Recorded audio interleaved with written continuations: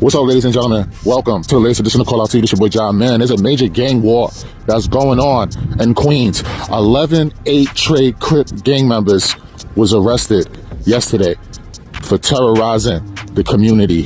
Shootouts in broad daylight. You even see here 2 vehicles pull up and 4 shooters get out and start dumping shots recklessly into a house while there's a family inside with children sleeping. Now, I know a lot of y'all dudes out there, some of y'all gonna be like, yeah, free the gang, free the gang, free the gang. Because you know how this shit go. Strength in numbers. But I hope you little niggas learn your lesson. I hope you dudes get your education while you locked up behind bars. Because you dudes are gonna be looking at the next 20 to 30 years in prison. And for what? Y'all dudes is fighting over blocks that y'all don't even own, that the white man, the Jewish man control. You niggas just live there. Y'all making it bad on y'all hard-working thing. Y'all dudes come from middle-class families. Y'all come from good homes. Y'all don't have to live that project life. But this is what y'all doing while y'all parents is out working hard. I mean, these are homeowners. You know what I'm saying? Hard-working, multi-generational families, you know what I'm saying, who pay mortgage just like anybody else. And you got these knuckleheads out here not showing appreciation for what their parents provided for them, giving them a nice, decent place to stay. Man, son, you already know the judge is going to throw away the key. And this is particularly in the Shadyville area. Shadyville, Queens, Hollis, South Jamaica. Man, that shit is on fire right now, man. Them little niggas out there, man, they laying shit down, bro. They don't give a fuck who in the way. They shooting in the middle of crowds on Jamaica Ave. I mean, these little niggas, bro, they don't have no regard for human life.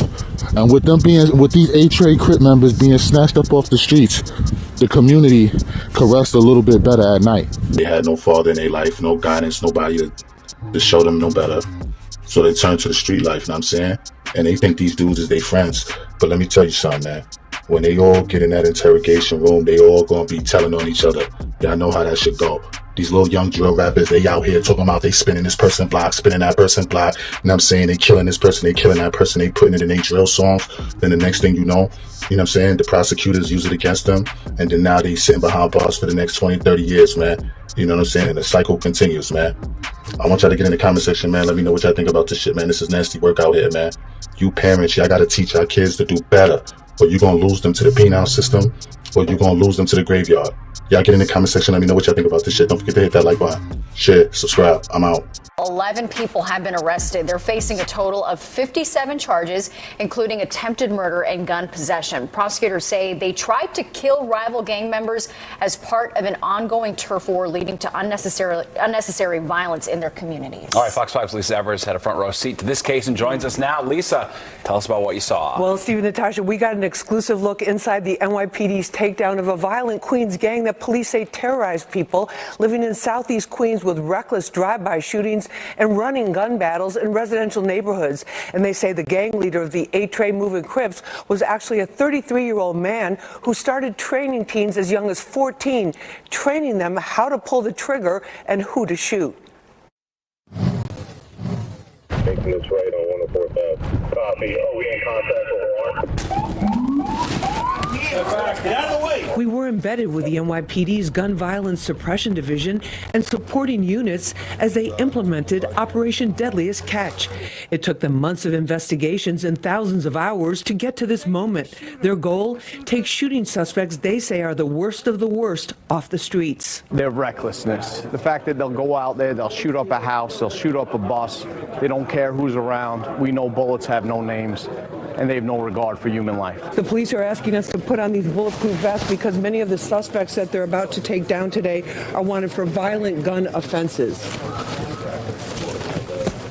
Before we hit the streets, Assistant NYPD Chief Jason Savino addresses officers from the Gun Violence Suppression Division and supporting squads including warrants and the 113th Detective Squad, reminding them of the incident in the surveillance video.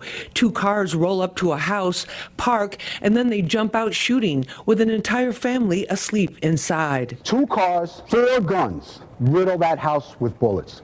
with children sleeping inside. Think about that for a second, right? Those 4 guns come back to an additional 17 shootings. At this undisclosed location, the police get their assignments, which will take them to various locations in Queens. Since the start of the Gun Violence Suppression Division in 2021, police say there's been double-digit declines in both the number of shooting incidents and the number of shooting victims in New York City. From here, you know, you guys are just going to go straight to your individual hits. So the detectives have their files and they have their assignments, and now they're going to pick up the suspects. The case subjects are 11 members of the Trey Crips gang. Queens DA Melinda Katz, who has made working with police to get guns off the streets and bring down gun violence a top priority, says those gang members found guilty will pay for their crimes. The 57-count indictment charging 11 defendants with conspiracy to commit murder, attempted murder, attempted assault, reckless endangerment, and the criminal possession of a weapon. Me and my be stepping. If he's talking no bro, we gon' send him. 2 of those indicted are aspiring drill rappers Amir Harris, who goes by mere EBK. EBK stands for Everybody's Killer. His rapping partner is Seth Johnson, who goes by Sav G. While many drill rappers are successful artists and not involved in crime, some are, says Captain Ryan Gillis. He says they use their lyrics to inflame their rivals called ops. So the drill rap connection seems to always be a common theme in these investigations. Some people have more clout or more noteworthiness than others, but there's always a few members of the crew that take pride and like to antagonize the other opposition gangs. Right now we're part of a stack of police vehicles heading onto the Grand Central Parkway to the first location. We have an exclusive look with the detectives as they are taking us into the neighborhoods in southeast Queens that they say were terrorized by these shooters. Officers go into this house and surround the yard to make sure the suspect does not escape. They put their lives on the line to give this community and the people living here the safety they deserve. The officers from the Gun Violence Suppression Division, along with officers and detectives from the Warrant Squad, just went into this house right here to try and bring out one of the suspects. We just got word that one of the main suspects has been taken into custody, so we're going to the 111th precinct right now. One by one, the suspects are brought in to be booked on serious felony charges, ranging from weapons possession to attempted murder. Mr. Tanis, police say that you gave young teenagers guns. Is that true? So this is where all the suspects are being taken in here, right? Yeah, we're bringing all the suspects here subsequently to the investigation. And then what about this case troubles you the most? We have a 33-year-old individual that's essentially orchestrating these shootings. He's recruiting younger individuals, younger impressionable individuals at that. And what is he doing? Putting guns in their hands and telling them where to shoot and who to shoot. The shooting incidents in this case occurred from March of 2021 through December of 2022. We allege that the main goal of this violence is a turf war.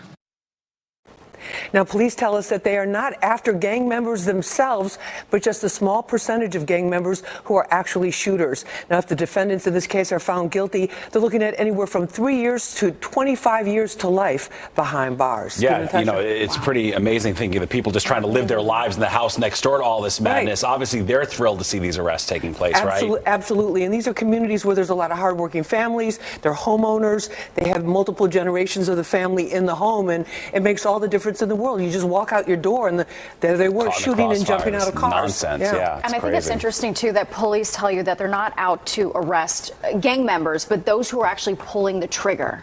No, absolutely, because you remember like 7 or 8 years ago, there was a big gang bust that we covered on Fox 5 Live, actually, on Good Day. It was over 100 gang members, but a lot of those charges don't stick. It's basically let's catch and see what we get. This is the exact opposite. It's like precision policing plus. Yeah. They know who they're going for. They have all of the forensic evidence. They have all of this surveillance videos, all of these things to build these cases which stick, and they're getting a high conviction rate. Wow, well, incredible reporting and access. Sure.